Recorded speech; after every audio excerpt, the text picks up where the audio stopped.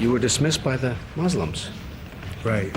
And I think the last time I saw you was in Los Angeles. I did want to thank you for granting that interview to that lady from the New York Daily News. It was very nice of you. Did you enjoy the interview? Oh, it was nice, yeah. Tell me, why was that action taken? Why were you dismissed by the Muslims? Oh, well, I would say it was just something that I said that I shouldn't have said, which I'm not going into here. There's no need for it, but what I said and did was wrong. And in the religion of Islam, as taught by our leading teacher, the Honorable Elijah Muhammad, we are all equal. And the average follower, if he does or says something wrong, he's punished, he's dismissed, he's suspended for a while, and I see why I should be made any exception. I would say this caused corruption in any group, any organization, or any government to have favoritism towards some and then let other ones off because they're popular and famous. And when I'm wrong, I go like everybody else. And I would like to say that the suspension that I've received from our leading teachers, the worst punishment that I've ever received. I mean, even including the punishment in the ring? You've never been punished in the ring, though. I would say not just that, but the so-called taking of the title and my livelihood is nothing compared to being ousted by the draft board, the jail sentence, even if it was 15 years at hard labor. Nothing is worse than being chastised by the Honorable Elijah Muhammad. And then you miss it. Oh, do I miss it?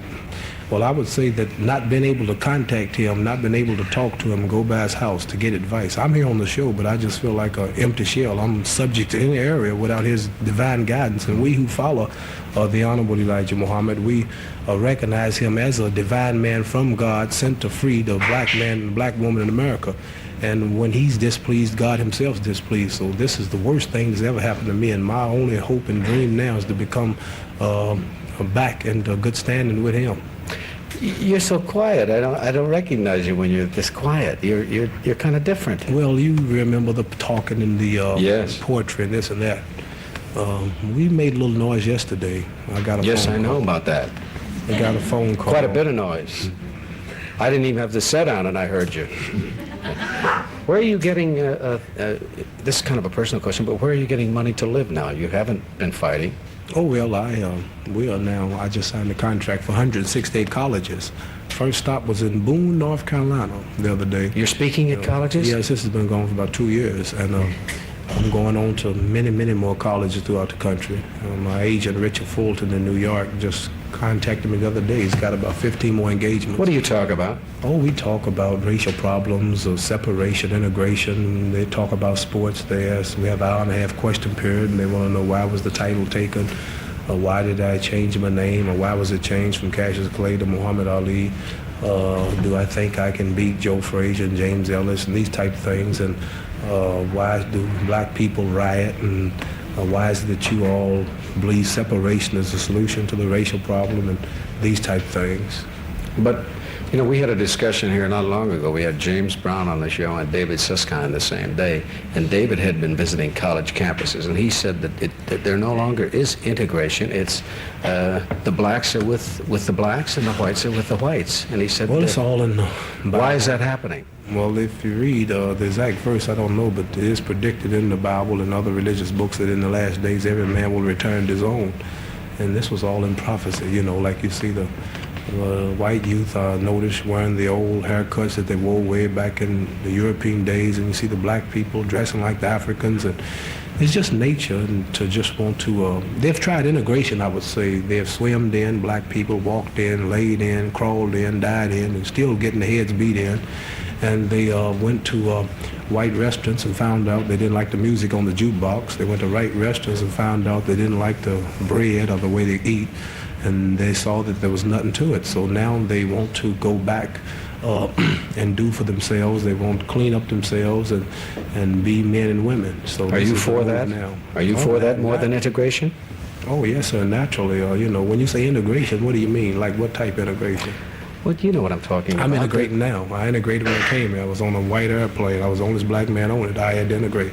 When you say integrate, what do you mean? That's what I'm talking about. What you're talking about now, the very thing. I would say black people have to first integrate with one another first. See, we are not one whole. See, there can be no integration if we are not together. See, once black people unite, love, and start respecting their own women, doing for themselves, cleaning up themselves, quit quit fighting and shooting and killing each other and come together as one, then we might consider, if we do, integrating. But right now we are not integrated. And then after we all integrate amongst one another, then we can integrate.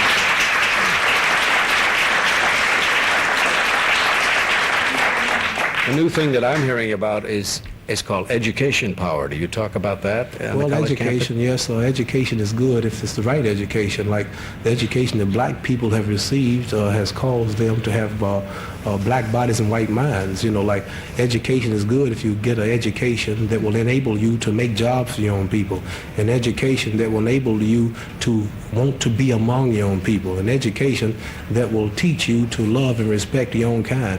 Like I would say, Africans and white Europeans come to this country and they get education. They don't stay here with it. They go back to the shores of their homeland and give their people the benefit of their learning.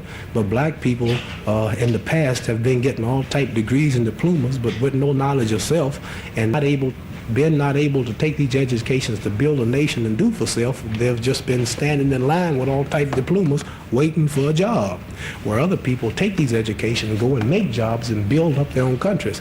So education is a good thing if it can be the right type education. Are you saying then that the blacks in this country who are educated should go back? No, I'm saying that the education that we get is good if we can only take it and use it towards building Helping up our your own people. selves. I see. Yeah. You spoke of integration. Why can't you integrate with Joe Frazier?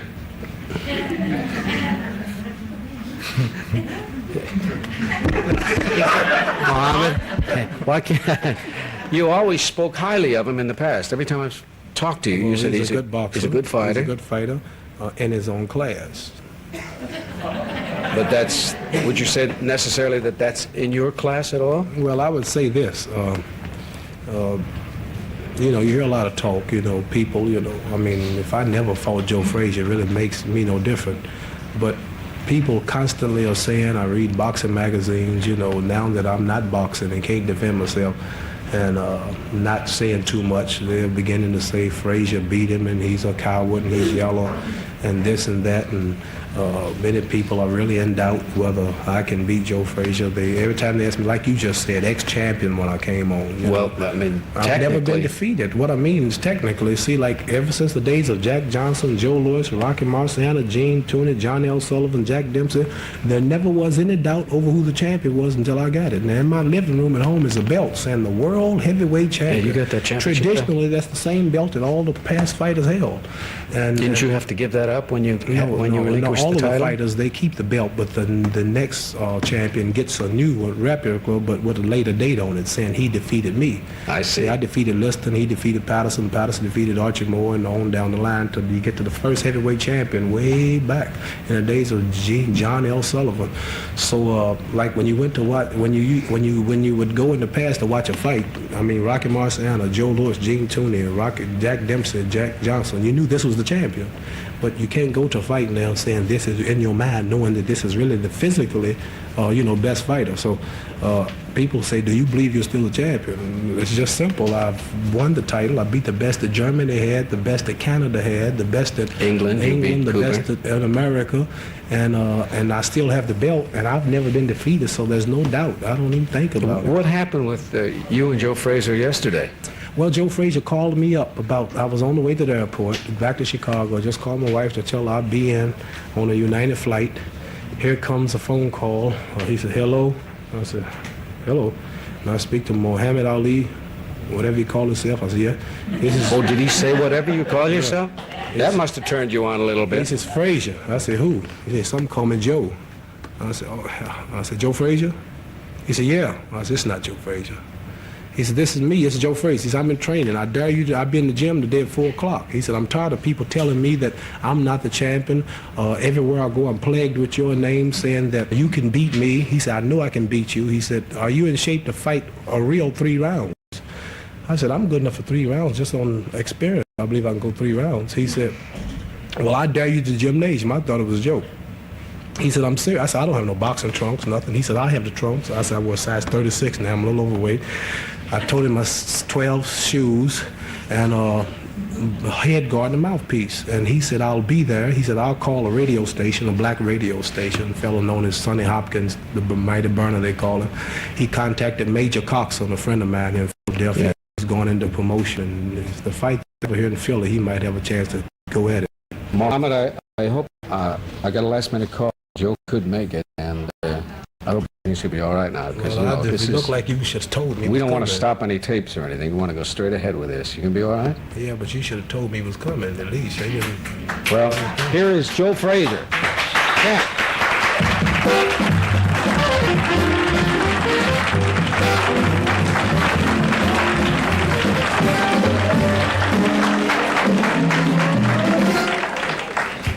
How are you?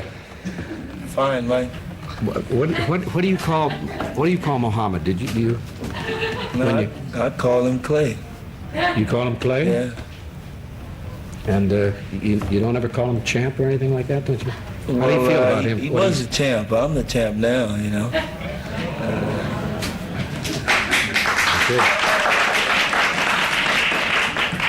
Why were you so mad the other day? I saw you on television, news. Well, it is a thing like this, Mike. I like go all over the country, and I don't believe in, a lot of, excitement anyway. Like, only time people know that I'm in town, is like if I play on a show or maybe, let's say, a banquet, and here this guy come into my town, First of all, he wants to run me out of the gym. Secondly, he wants to run me out of town. What do you mean he wants to run you out of the gym? He calls up and says, I want to work out or what? No, he come in and tell me I got to leave town. Now, I live here, you understand? I ain't going nowhere, Next time, I think he's going to come up on Old Guns Avenue and try to put me out the house. If I don't stop him now. Yeah. You want to stop him? I'm willing to stop him anytime, any place, anywhere. But you want him to be in shape. You don't want to fight him in. He said he's a little out of shape. No, well, I don't want no excuse. I mean, that's no excuse at all about it. He's out of shape. I mean, otherwise, he's been training just as long as I was, and I'm not even fighting. Mike, you agitating. No, but this...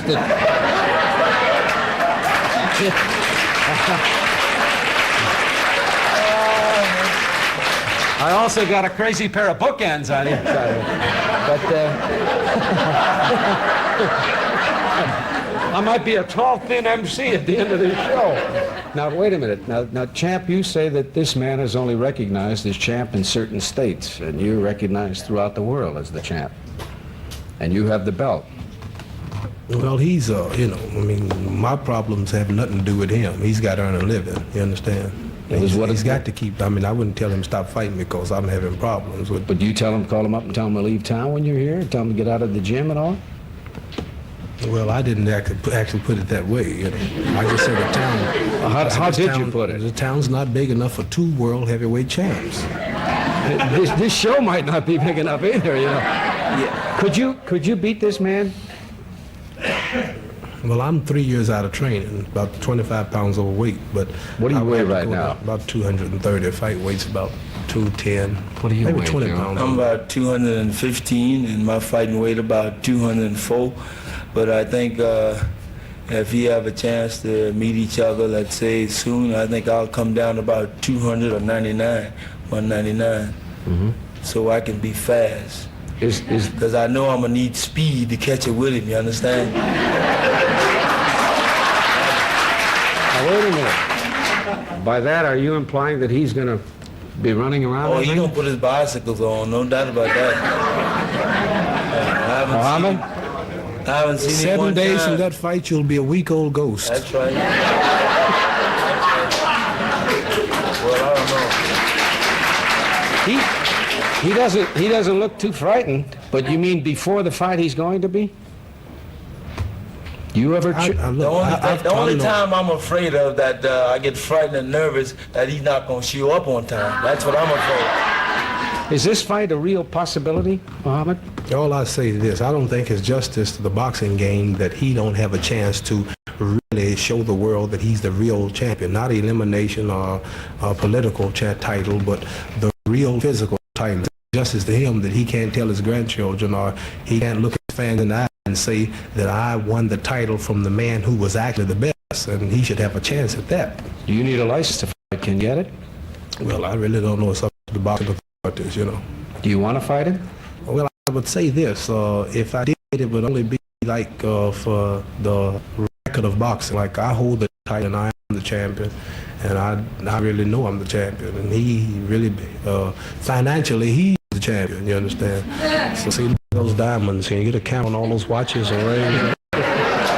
Wait a minute. Hey, the rules are you don't go beyond the microphone, guys, okay?